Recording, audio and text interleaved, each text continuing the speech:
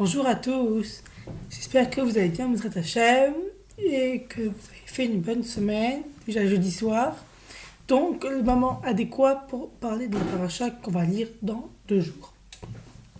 Paracha Bo, 3 dernières plaies qui s'abattent sur l'Égypte, vous le savez. Et j'ai lu un super commentaire que je tiens à vous dire et à vous faire part dans cette vidéo. On pose la question, pourquoi Hachem a fait ça? Pourquoi Hachem a fait ça? Pourquoi?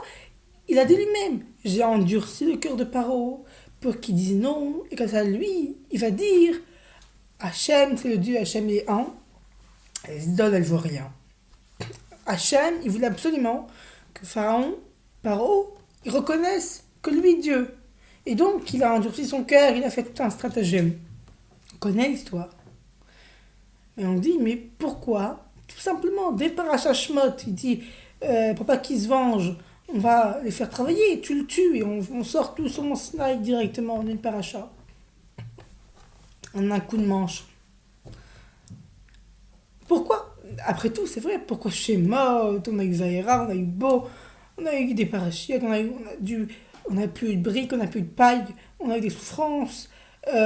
Tout ça pour que seulement Pharaon va reconnaître à la fin, quand tous ces hommes vont mourir dans la mer Rouge, précisément la mer des Joncs, et dire en fait c'était eux leur Dieu, c'était eux qui avaient raison.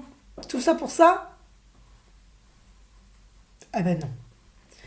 Le Midrash dit la réponse, et écoutez bien, c'est le moment. Si Hachem il avait dit à Pharaon, il avait fait dire à Pharaon, fais-les sortir, laisse-les sortir. Alors même pas le tiers, du tiers de ceux qui étaient à l'opposition seraient sortis. Ça veut dire, vous savez, toujours il y a ceux qui sont pour partir, ceux qui sont pour rester, ceux qui sont moite-moite.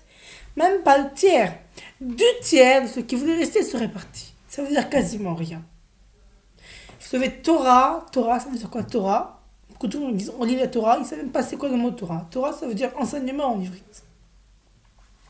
Torah, c'est pas de l'histoire. Pharaon, Moshe, c'est bien, mais il faut intégrer leur comportement. Et là, qu'est-ce qu'il nous dit Hachem à travers ce message, cette paracha? Vous, mes enfants, je vous aurais laissé partir. De volonté, vous serez pas partis. Le tiers du peuple serait sorti uniquement par amour pour moi. Et c'est un enseignement. Aujourd'hui, en 2015, nous ne sommes plus en Égypte. Mais l'Égypte, c'est la même Égypte. Quelques temps, je ferai un autre cours sur ce que représente l'Égypte. L'Égypte, elle existe encore en 2015. Elle existe encore comme l'esprit grec existe encore, comme l'esprit romain existe encore. Mais c'est des esprits, à chaque fois qu'on parle de soit Hanukkah, je dis c'est quoi leur esprit? C'est un esprit particulier. Et leur message, le message de Esav, il existe encore. Maintenant, nous, ce qu'on doit comprendre, c'est l'erreur du passé, pas le recommencer. Et les choses positives, les reproduire. Nous, aujourd'hui, on est dans l'Égypte. Mais la différence, c'est qu'il n'y a pas de pharaon. On est libre. Liberté, égalité, fraternité. Vous devez connaître ça par cœur. On est libre de faire ce qu'on veut. Notre conscience. À l'époque, Hachem te dit, si je t'aurais autorisé à partir, pas le tiers du tiers serait parti. Mais aujourd'hui, en 2015, t'as quoi? T'as un État, t'as un pays, t'as des logements. Beaucoup de gens qui disent la vie c'est dur en France, en Israël. Les loyers sont durs, les médecins ça gagne pas beaucoup. Mais on a envie de leur répondre, parce qu'en France peut-être c'est facile. En France on gagne beaucoup, non. Travail, salaire, pas de travail, pas de salaire. Effort, récompense, pas d'effort, pas de récompense. C'est partout pareil. L'équation est la même. Donc le message il est pour dire, et on va le retenir.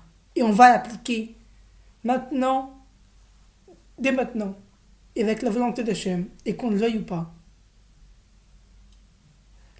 Le but, c'est que je veux dire, maintenant, toi, juif, tu as la possibilité de partir.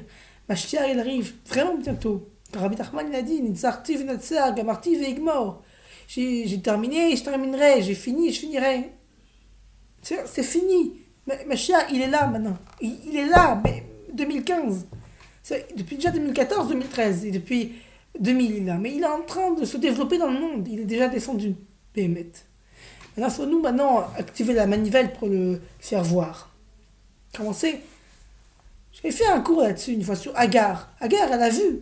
Quand on dit elle a vu le puits, mais après elle n'a pas vu le puits, mais après le puits s'est apparu.